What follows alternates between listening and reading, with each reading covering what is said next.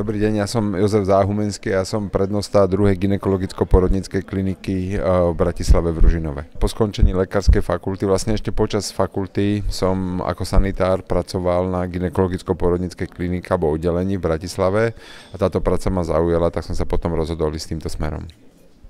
A bylo to tak, že třeba od dětství jste chtěl pomáhat lidem, nebo jste měl třeba vzor od někoho z rodiny?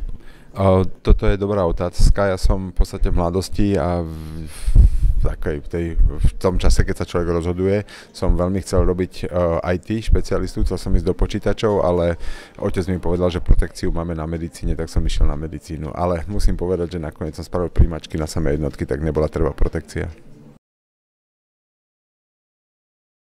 Tento kongres, kde sme sa stretli, je venovaný športu, pohybu a fyzioterapii a myslím si, že je to obrovská téma, ktorá v súčasnej dobe zatiaľ ešte nie je veľmi popularizovaná alebo nie je veľmi pertraktovaná a to je úloha fyzioterapie a úloha pohybu a úloha pohybového aparátu počas tehotnosti a po porode a v poporodnom období.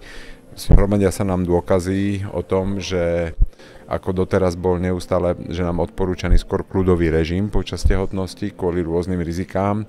Zisťujeme, že táto cesta nie je úplne správna a že adekvátna pohybová aktivita počas tehotnosti znižuje riziko rôznych komplikácií a rôznych následkov potom k pôrodu. Jednoznačne dokázané, že ženy, ktoré sú pohybovo aktívne, to znamená 150 minút týždenne, tak ako je pre dospelého človeka doporučované, majú nižšie riziko cisárskeho rezu, majú nižšie riziko gestačnej cukrovky a vysokého tlaku. Zároveň majú aj nižšie riziko, že budú rodiť dieťatko, takzvané to máme makrozomické, a to znamená s váhou na 4 kg.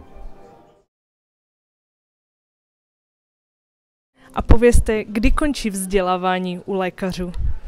Tak ja hovorím, že stačí 3-minútový rozhovor s kolegom a zistím, že či ten človek sa vzdeláva, takže vlastne ten proces je celoživotný. A co se týče talentu nebo nějakých vloh, myslíte si, že pokud člověk chce být terapeut nebo lékař, je k tomu zapotřebí talent nebo nějaké přírodní vlohy nebo nějaké dovednosti? Určite áno, je veľmi dôležitá empatia, veľmi dôležitá je taká nejaký entuziasmus a aj prístup k ľuďom, ale viete, tam kto vyštuduje lekárskú fakultu, tak má tak strašne veľké pole pôsobnosti, že aj človek, ktorý je, dajme tomu, introvert, nevie komunikovať s ľuďmi, si nájde svoje pole, môže byť mikrobiológa alebo niečo, takže až tak je to široký odbor, že až nejaké také úplne jasné vlohy na niečo nemusia byť prítomné. A pojďme ještě do trošku analytiky a zajímavých čísel.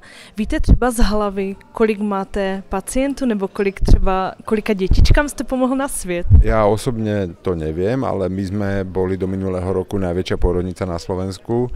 U nás sa rodilo tak približne okolo 2,5 tisíca až 4 000 detí ročne, takže veľké množstvo daňových poplatníkov budúcich.